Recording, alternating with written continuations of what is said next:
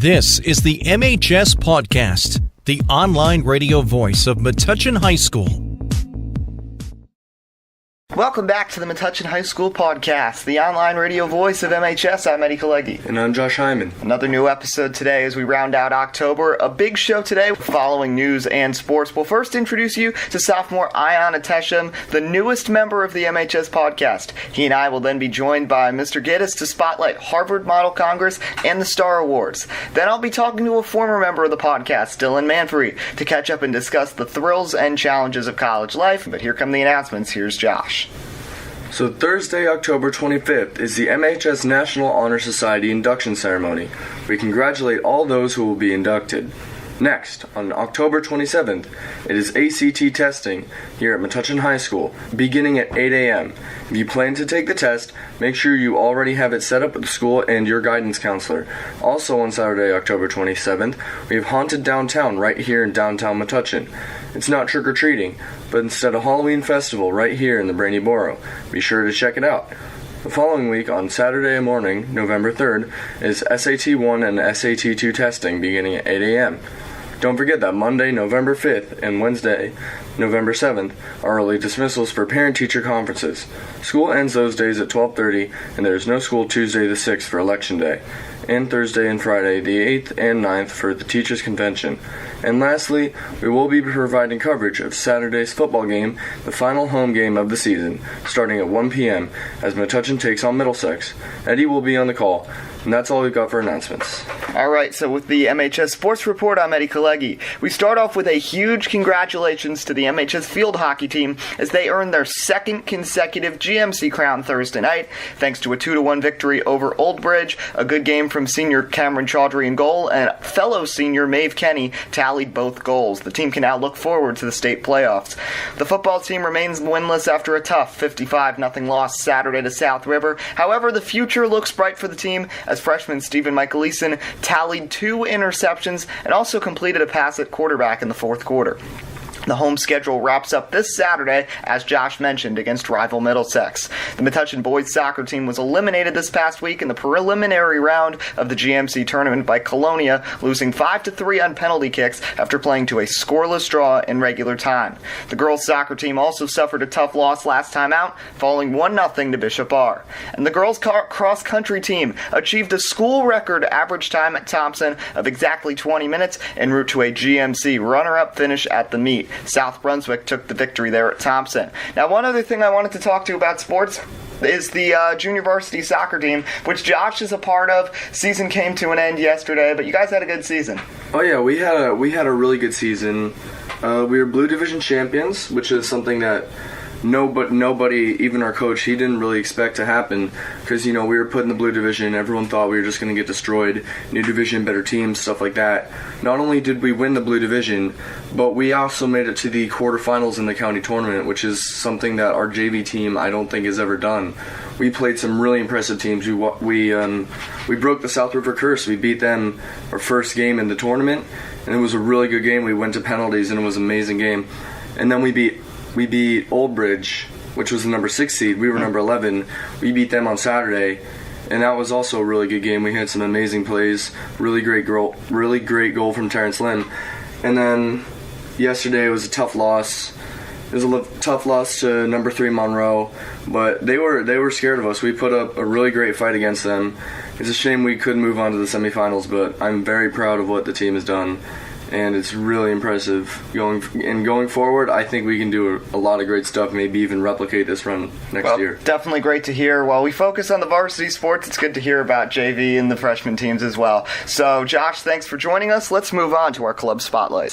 Before we move on to our club spotlight of the Harvard Model Congress, I just want to introduce you to the newest member of the MHS Pawdcast. The first person to join the club in almost a year, actually. His name is Ayaan Ehtesham. He is a sophomore. This is his first year in Metuchen, and he's told me he's really enjoyed it so far. And the class he's enjoyed most is with Mr. Giddes, which is why it's fitting to have him interviewing Mr. Giddes right here. So he's going to be on the show a lot. Josh is still doing the school announcements, but Ayaan's going to be helping out with a lot of the interviews we do, so it's a thrill to have him on. So without further ado, let's move into our interview. The second club spotlight of the year as we highlight the Harvard Model Congress, along with some other stuff, with social studies teacher Mr. Giddes. Welcome back to the Metuchen High School Podcast, the online radio voice of MHS. I'm Kalegi. And this is Ayaan Ehtesham. Well, it's time for another club spotlight here on the MHS Podcast, and for that, it's a pleasure to be joined by Harvard Model Congress Club Advisor, Mr. Giddes. Welcome to the show. Thanks for having me, guys. Happy to be here. All right, so when did you first become leader of the Harvard Model Congress? Why'd you choose to do it? All right, so I started at Metuchen High School 10 years ago. That very first year, I was a assistant advisor with Mr. Robbins. Due to his additional responsibilities, he asked me if I wanted to take it on as a full-time advisor, so this is my 9th year doing it now. And I very willingly took it on because that very first year I had a great time on the trip. We get to visit Boston, and the students learn a ton about how government operates, and it's really one of the things I look forward to the most each and every school year since. So you just mentioned that trip to Boston. Tell us about that. And this is a great student opportunity for any student who wants to pursue a career in government or just want to be exposed to anything that happens in government. Yeah, for sure. I mean, we do go to Boston in February, and the weather's always, an odd variable. You never know what to expect, but we do get to explore the city a little bit. We do go to tour the Harvard campus. There's an opportunity to sit into a Harvard classroom. Besides the government simulation, every student gets a role within the government to act in that role and simulate how government operates, learn a ton about how government operates, learnings about all of the ins and outs of government, as well as the opportunity to meet students from around the country because schools come to this conference from all over the East Coast, West Coast, sometimes even international students will come as well. So it is a great learning experience, a great sort of networking, social experience for high school students as well, and it's great. Like I said, I really enjoy being part of it. You said the weather's really unpredictable. What's the first time you went there? Was the weather nice over there? So I'll talk more about the range. The second year that I went, we had about 3 feet of snow to navigate through. There was concerns about even our bus getting to the hotel because of the small streets of Boston were not really planned out, as it's a very old city, as you guys will learn about in history class. It's a very old city that was not necessarily planned to be the scale that it is. So when there's that much snow, there's nowhere to put it. So we do travel a bit, and that made it sort of a bit of a challenge when you're traveling. It's single digits with wind chill, negative feet of snow. But then, ironically, 2 years ago, I distinctly remember walking around outside with a T-shirt on in February as it was 70 degrees. So I've seen a wide range, and it's really a lot of uncertainty. So you never really know what you're going to get. But either way, it's always been a pleasurable trip for sure.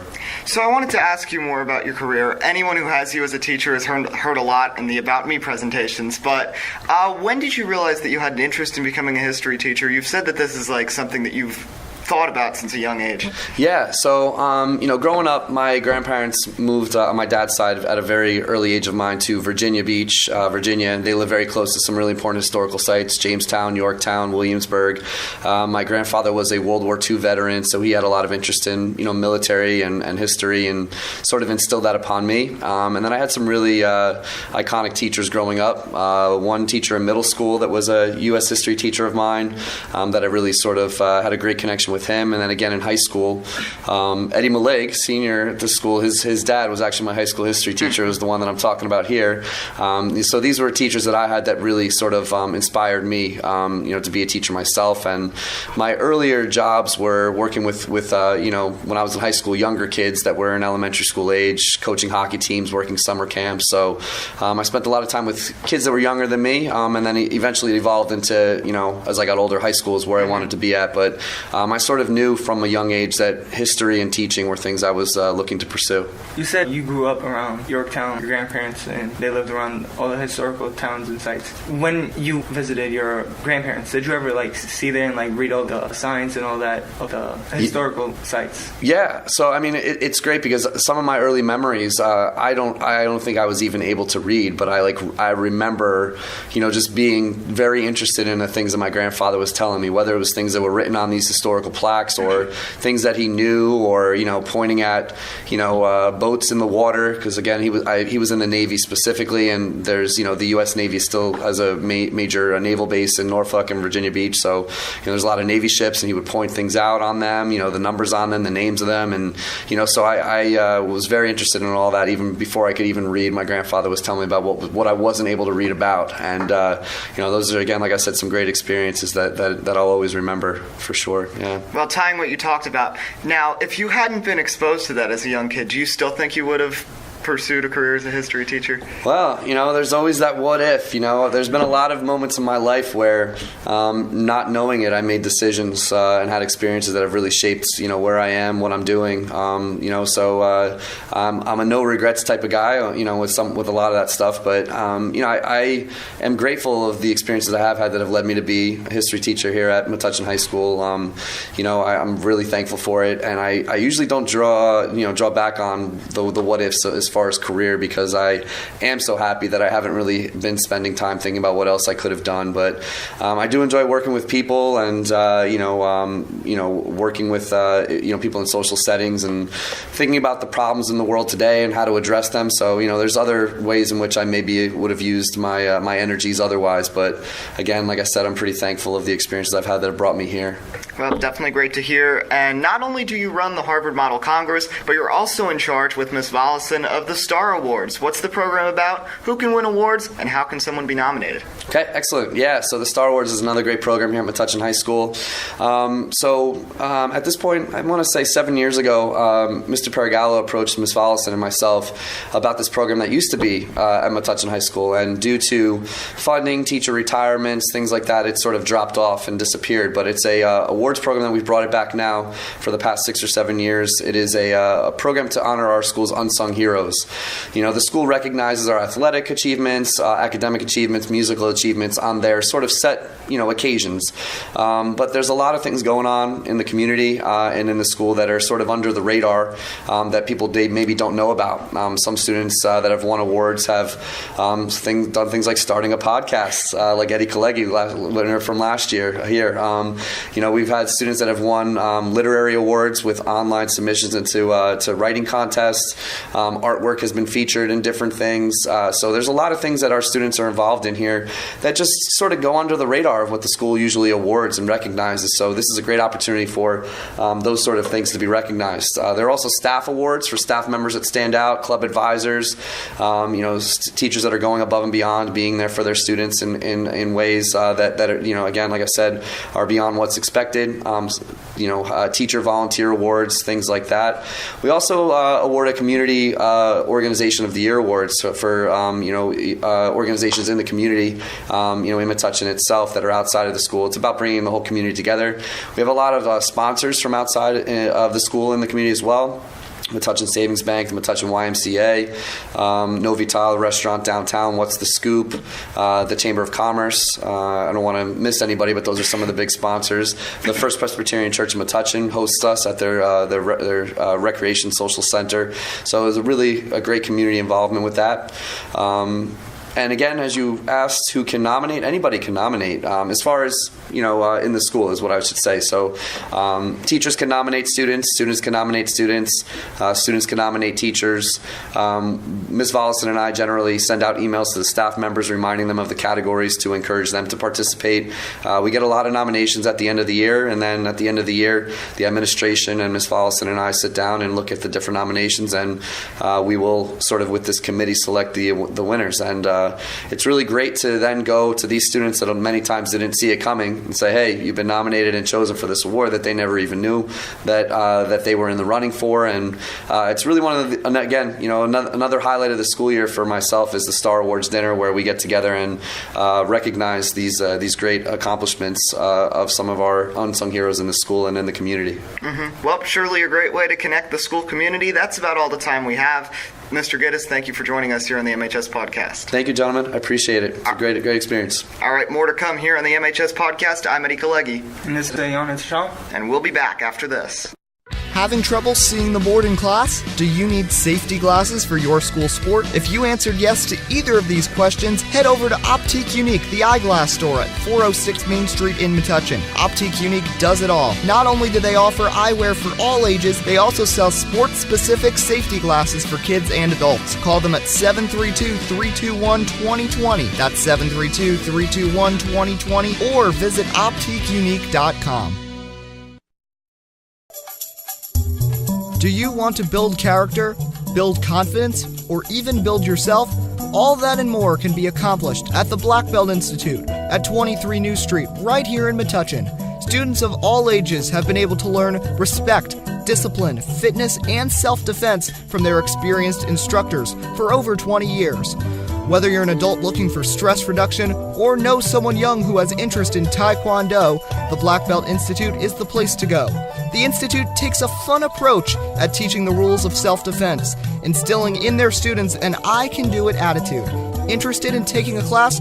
Call them at 732-205-9797 or visit their website at blackbeltinst.com. Once again, that's 732-205-9797 or blackbeltinst.com. The Black Belt Institute, Metuchen's leader in martial arts and fitness. The MHS Pawdcast is proudly sponsored by Reflections on Main Salon at 176 Main Street in Metuchen. The salon offers hair design, nail, waxing, and makeup services for all ages. They are committed to providing the best customer service in the industry, offering a tranquil environment with environmentally friendly products and top brand names. Call them at 732-205-9881 or visit their website at reflectionsonmainNJ.com. Reflections on Main, Middlesex County's premier full-service beauty salon. The MHS Pawdcast is also sponsored by Allstate Insurance at 63 Pearl Street in Metuchen. Allstate, are you in good hands? Welcome back to the Metuchen High School Podcast, the online radio voice of MHS. I'm Eddie Kalegi, and for the first time since back in May, it's great to say, I'm joined by Dylan Manfre. Dylan, nice of you to be here. It's very good to be back.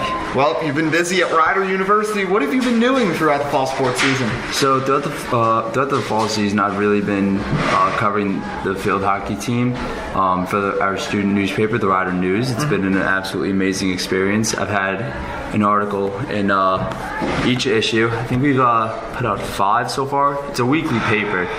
And yeah, so the field hockey team is doing pretty well this season. They're 10-5. They've won 6 straight. And I think they're second in the MAC with yesterday's 3-1 victory over Bryant. That put them at 3-1 overall in MAC play.